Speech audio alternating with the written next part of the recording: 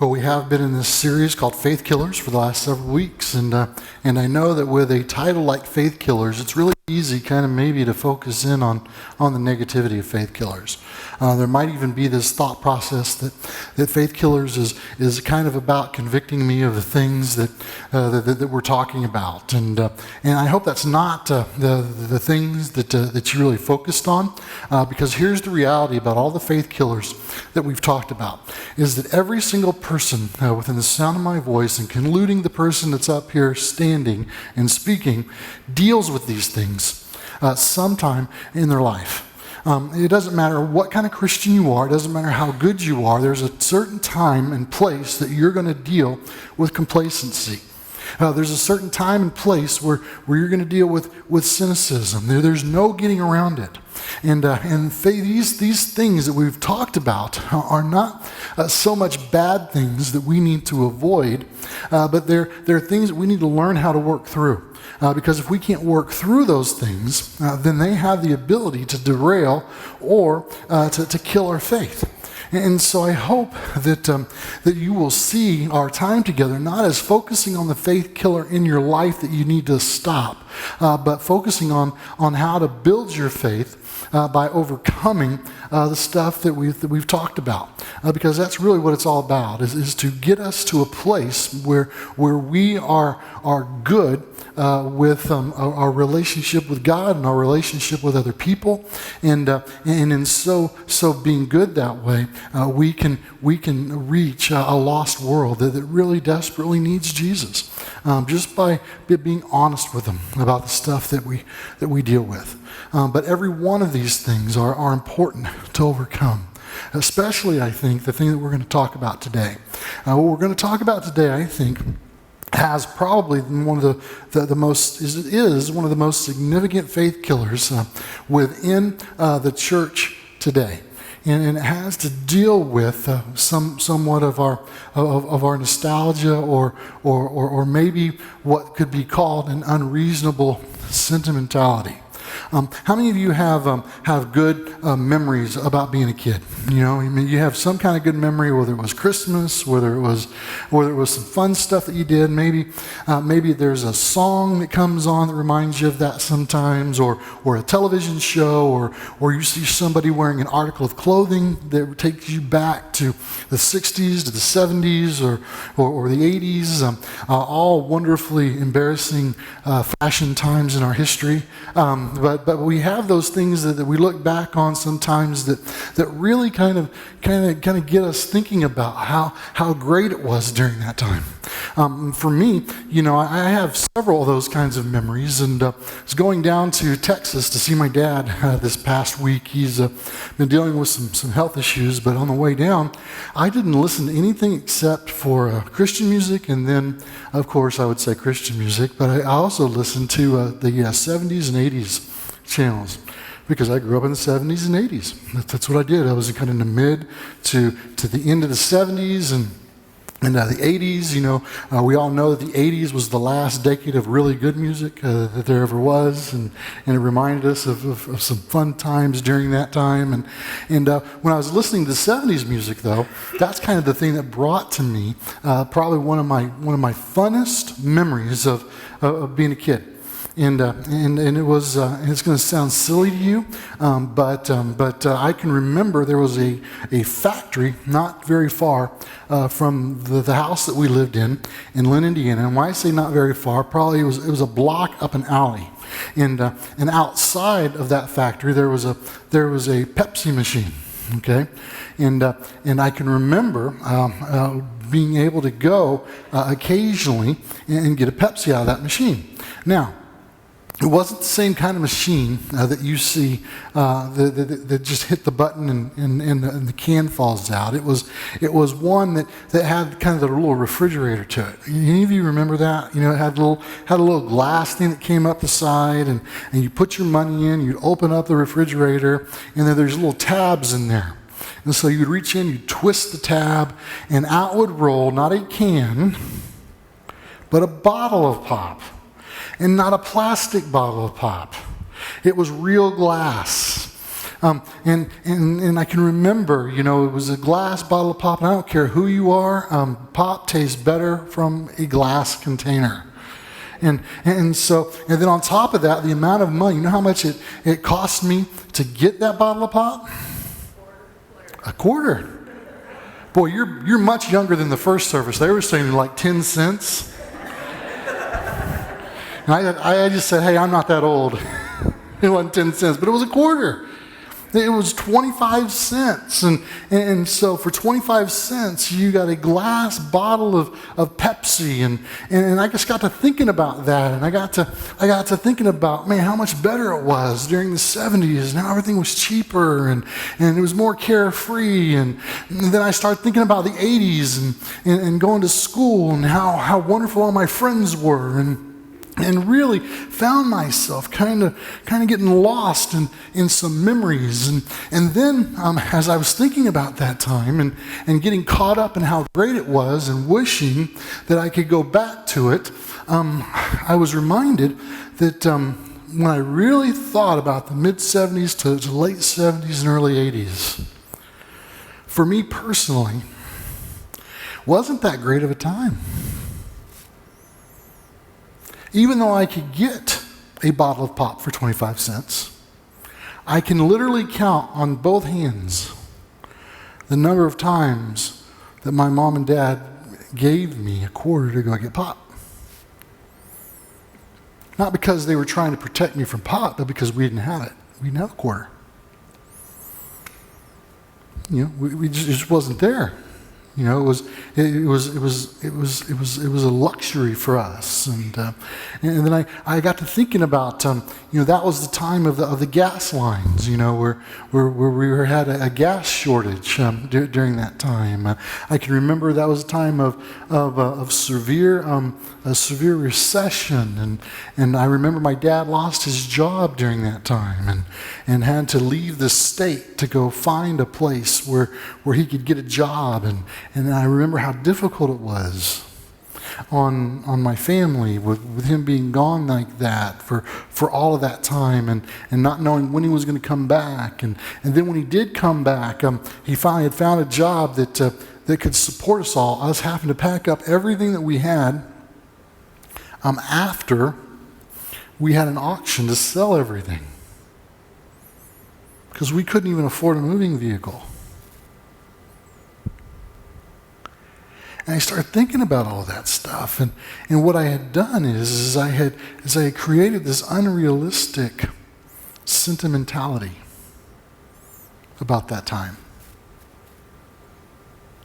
And I think that when we focus on a glamorized past, then we have a very, very difficult time being able to live in the present.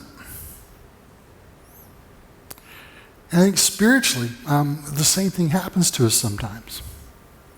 Sometimes when we think about church, when we think about our spiritual lives, we struggle with this idea of yesterday, and we think about, all these wonderful experiences that we had. We think about our favorite pastor that we had growing up, and we think about an experience that we had at an altar or an experience we had at camp. And so we think about all these wonderful things and our favorite song that we had when we were younger, and we focus on those things. And when things don't seem like they should, we kind of create this unrealistic sentimentality about the past, even spiritually. And so we have this idea that if we can just go back to the past, then everything's going to feel much better. Everything's going to be okay.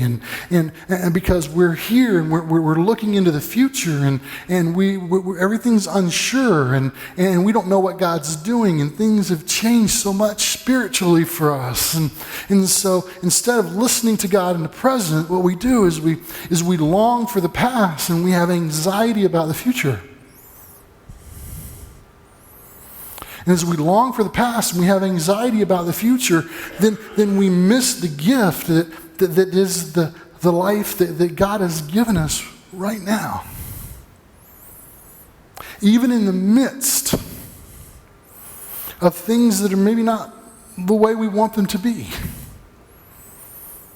Even in the midst of things that we don't quite understand, that we don't know where God is going to take us. And I think where a lot of churches fail to thrive is that as a church, I think that the future is so uncertain for us.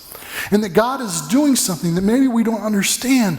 And so instead of just basking in His presence and asking Him to show Himself to us, we think the answer is in recapturing something beautiful from the past. And here's the thing. There's a lot of beautiful things in the past. But the past is never going to happen again. Unless there's a sale, I'm never going to get a Pepsi in a glass bottle for 25 cents again. Unless somebody has a vintage machine, I'm never probably going to get a bottle pop from that type of machine again. And it was a wonderful memory. It was something fantastic, but it wasn't everything. And I'm never going to recapture that. And so when we glamorize the past, we can't hear what God is saying to us in the present. And so what that does is that leads us to a lot of anxiety about the future. See, just as bad as wishing that we could recapture the past, trying to guide the future, trying to create an outcome, and worrying about whether that outcome is going to look like. Is that going to be what I want it to be? Instead of focusing on all of that, when we focus on the future and we long for the past, we don't live in the present. And we waste the second most important gift that God has given us.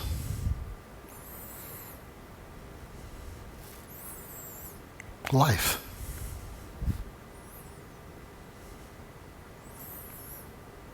See, God doesn't want you to not live. He gifted you with life. The most important thing is salvation, obviously. That's eternal life that's available to us. But life itself is not to be endured. It's a gift. It's something He's given to us. It's something that He wants us to live to the fullest extent that we possibly can. And when it comes to our faith, I also believe that the ability to live a faith-filled life requires a person or a community of faith to develop the ability to be honest about the past and to be intentional and hopeful about the present. And believe that God is in control of the future. But we'd rather be anxious, wouldn't we? We're getting ready in a couple of days to elect a president. There's a lot of anxiety about that. There's a lot of people that are struggling with what's the country going to look like. There's some people that believe if one person gets elected, we're going to turn into a third world country. Then we have a group of people that think if the other person gets elected, we're just going to go back to the Stone Ages and we're going to roll back rights and we're going to become more bigoted and more intolerant. And so you have these two extremes on either side, and everybody's anxious about the future and believing that whoever is elected is going to either destroy the country one way or destroy the country in another way. And there's a lot of anxiety about this, and this isn't a political thing that I'm trying to share with you this morning. But what I am trying to say is this: the day after, was it Tuesday? On Wednesday, when the elections are over, the sun will come up. the United States will still be the United States. The day after the inauguration of whoever is elected, the sun will come up. We will still be citizens of one of the greatest countries in the world. I believe that. And can I be honest with you? If our perception of our country is about who the president is and not about something more fundamental, then we'd have been in trouble a long time ago. And as much as I love my country, and as much as I believe that the United States of America is one of the greatest places in the world to live, at the end of the day, I'm a citizen of a heavenly kingdom.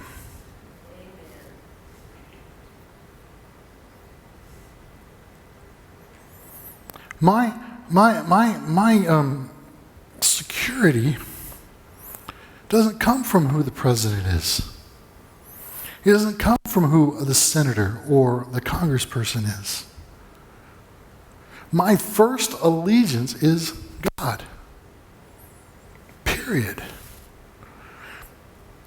Doesn't mean that I don't love this country. I do. I love it with all my heart. And I believe in flying the flag, and I love our veterans, and I love everything about living here. I love the ability to be able to worship freely and all of the things that we do as people. But at the end of the day, my job is to just listen to God in this present moment, so that I can get more people to become members and citizens of a heavenly kingdom. You see, if the church would focus on that instead of political power, the church would regain the authority that it's lost over the last 100 years. Okay, some of you must not agree. But when a church aligns itself with a political candidate or a party, then we're either going to be wishing for the old days or anxious about tomorrow. But when we align ourselves with the King of Kings and the Lord of Lords in the present, we can learn from yesterday, live in the present, and we can believe in tomorrow. You see, that's important. It's important for us to understand that regardless of what's going on in this life, that we don't have to be anxious about anything. We don't have to wish for anything. And the truth is we're not the only people to have to learn this lesson.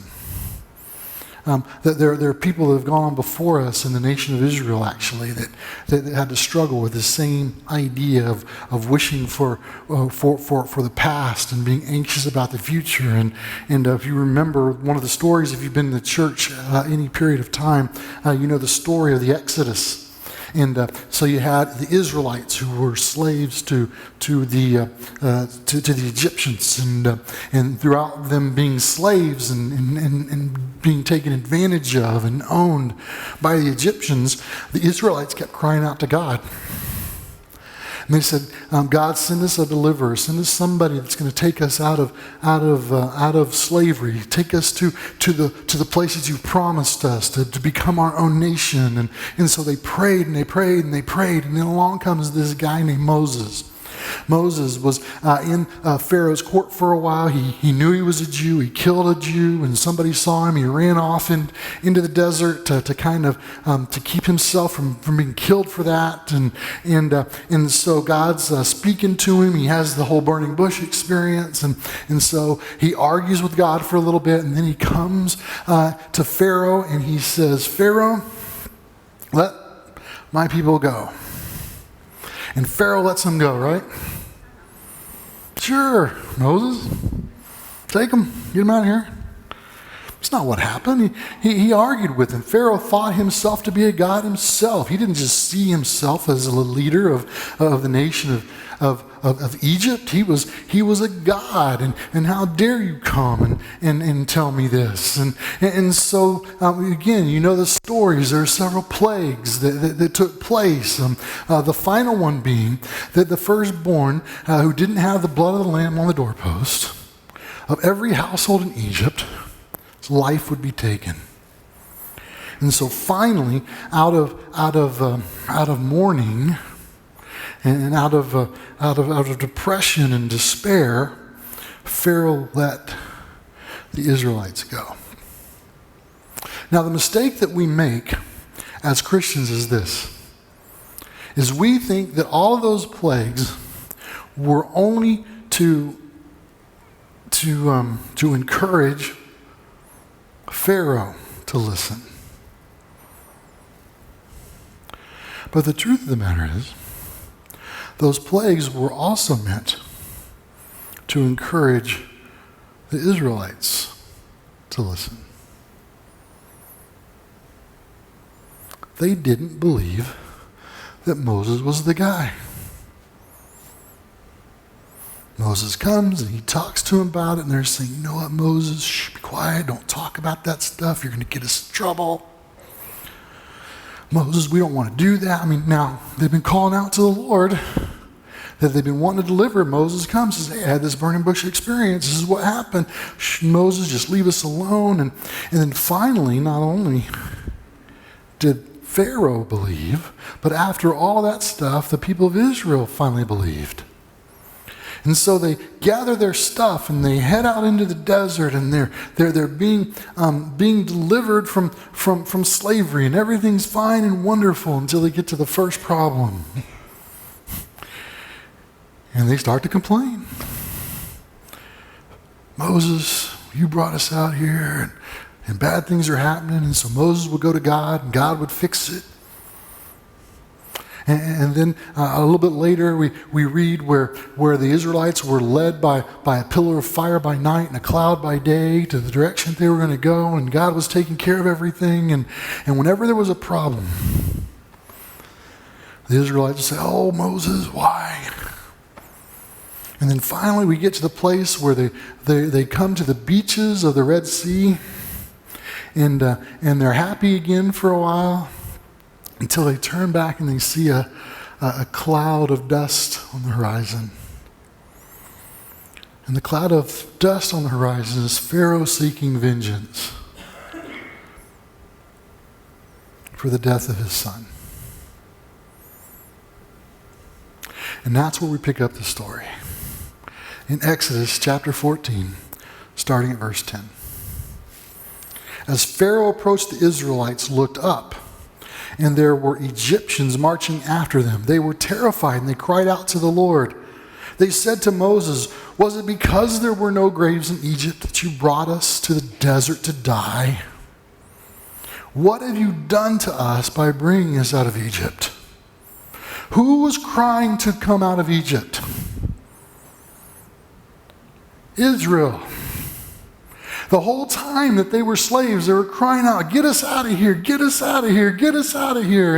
And when it finally happens and they come into the first sign of problems, what do? But they turn around and they look at Moses and they're sarcastic. Weren't there enough graves for us in Egypt? Why'd you bring us out here? Why did you make us leave Egypt? We were so happy there. They created an unrealistic sentimentality. Then verse 12, it gets worse. Didn't we say to you in Egypt, leave us alone?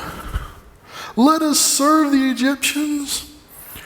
Wouldn't it have been better for us to serve the Egyptians than to die in the desert? Unrealistic sentimentality. How many times, as a person of faith, have we gone to God when things haven't worked out just the way that we thought they should? And we said, God, it would have been better if you had just left me alone. I talked about my growing up years, and during that time, my dad had gotten saved, and he always had a pretty good job up to that point. And once he got saved and got involved in church, all of a sudden, that's when all the bad stuff started happening to us. So my dad lost his job. That's when he had to leave, and I can remember even as a little kid thinking, "There's something not right about this." Thinking, finally my family's doing what they need to be doing. They're doing what God's called them to do. And now we're penniless. We got people bringing us food, which I hated, even though I don't know why it wants to fall out of its holder like that every time. But we had all these things happening to us that really didn't match what I thought God was going to do for our family. And so even I think me as a little kid, I was looking at what was happening and I was saying, God, you know what? I don't understand what you're doing. And then when he moved, I really didn't understand. I was leaving all my friends. I was leaving everything that I knew, and the long story short is, if I hadn't have done any of that, if I hadn't have moved to Texas, I'd never played football. If I had never played football, I'd never got scholarships to go to Mid-America. If I had never gone to Mid-America, I probably would have never accepted a call to ministry. If I hadn't accepted a call to ministry, I never would have gone to seminary, and I wouldn't be standing here. I might be standing in a classroom teaching history, or coaching at a college level football program. And some of us think, well, man, that's still better than what you're doing now. But it wouldn't be what God had called me to do. See, I didn't have any clue what God had for my future. And here's the reality. I don't care what kind of planner you are, you don't know either. And it's okay. Whoever told you you had to know the future? But it seems like we're always looking for the shortcut, isn't it? That's what the Israelites were looking for. They were looking for the shortcut, for the cliff notes of life. And as long as everything works the way that it's supposed to work, as long as I only have to put effort into what I have to put effort into to get the result that I want, then everything's okay. When I was in seminary, I had a professor there named Dr. Deasley, and he was from Scotland. And Dr. Deasley spoke with a dry Scottish accent. Now, my Scottish accent isn't very good. And the reason I know that it's not very good is I used to imitate Dr. Deasley before he would come into the room. And one day I was imitating Dr. Deasley before he came into the room, not realizing that he was coming into the room. And nobody told me he was coming into the room. And I turned and I saw him, and I sat down. He didn't say a word. He just went to his lectern, got his notes ready. And he looked over. He said, "Scott, it is without a doubt the worst Scottish accent I have ever heard." And then started his lecture. A few days later, I was in a lecture of his. It was one of those rough lectures that smart people give that you're like, I don't understand a thing that you're saying. I'm taking notes and I'm trying to figure it out. And at the end of the lecture, he would give time for us to ask questions. And so I would ask questions to kind of clarify everything that was going on. And so I was asking questions, writing down answers, and that went pretty well. And as I was finishing writing down answers to questions, a friend of mine, which was a couple of rows over, raised his hand to ask a question.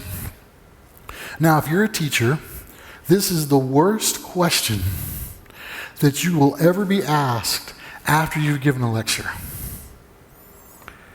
And he called on him, and so if you're a teenager here, if you don't hear anything else I say, or if you're getting ready to go to college, do not ask this question. Teachers hate it. He just said, Dr. Deasley, what do I need to know from this lecture that'll be on the test? I thought, this is not going to go well for him. And sure enough, Dr. Deasley stood and stared at him for what seemed like 10 minutes in silence. I'm sure it was only 30 seconds, but when smart people stare at you for 30 seconds, it seems like 10 minutes. And his response was this.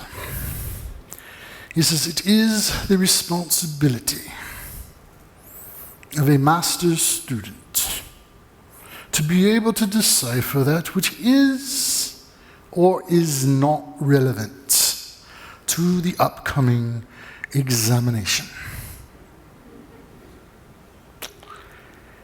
And in short, what he was saying was, everything is relevant. There was no shortcut. You see, when it comes to our faith, we just want the cliff notes. And I think this is one of the downfalls of Christianity, period, is we just want it to fall in our lap. We don't want to listen to everything. We want point A, we want point B, and we want point C. And if we really want to live a life full of faith, that we have to listen to God in the present. And we have to listen to everything. Wanting yesterday and being anxious about tomorrow keeps you in a place of turmoil that God never intended for you to be. And even as I say that, I know that some of us are like, but Scott, my life is I understand, I do, I've been there. I have a dad in Texas whose chemo is not working anymore. Who we found out, he hadn't told us, had a list of other things wrong with him. And probably within the year, my life's going to turn upside down. But here's the thing. I can't worry about that. I don't have any control over what's going to happen tomorrow. And wishing to go back so that I can somehow get ready is just going to leave me sitting here in the present, paralyzed to deal with whatever it is that I have to deal with.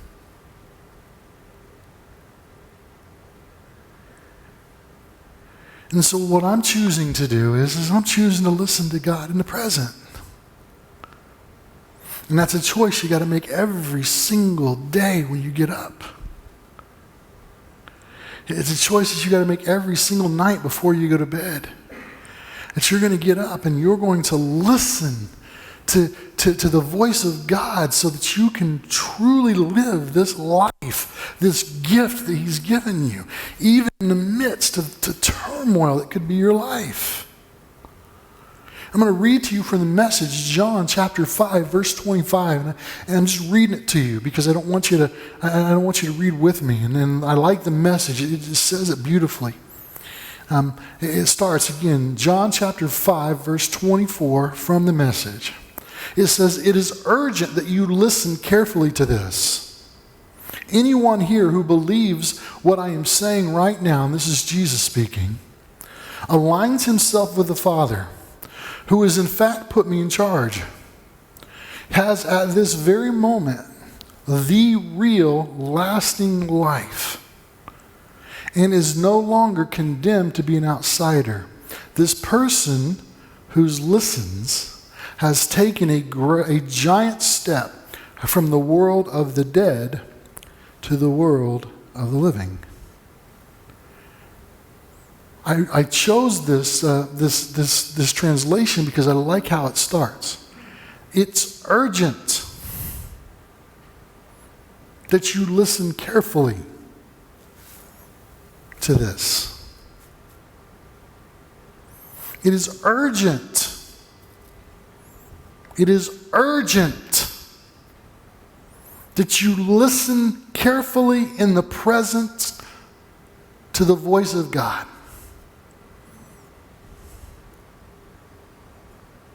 It is urgent. It is more urgent than anything a politician has to say. It is more urgent than anything your boss has to say. It is urgent, more important than anything else. If you want to live a life of meaning, if you want to live a life that's going to make a difference, if you're just going to live the life that God wants for you. Because anyone who listens in the present takes a giant step from the world of the dead to the world of the living. Wow. What a promise. Oh, but I wish it was easier. So do I. Oh, but I don't know what the future holds. Neither do I. But it's okay. Turn to the person next to you and say, it's okay. It's okay. You see, it's okay to learn from the past, to live in the present, and to believe in the future. Because one who focuses on a glamorized past fails to hear God speak in the present.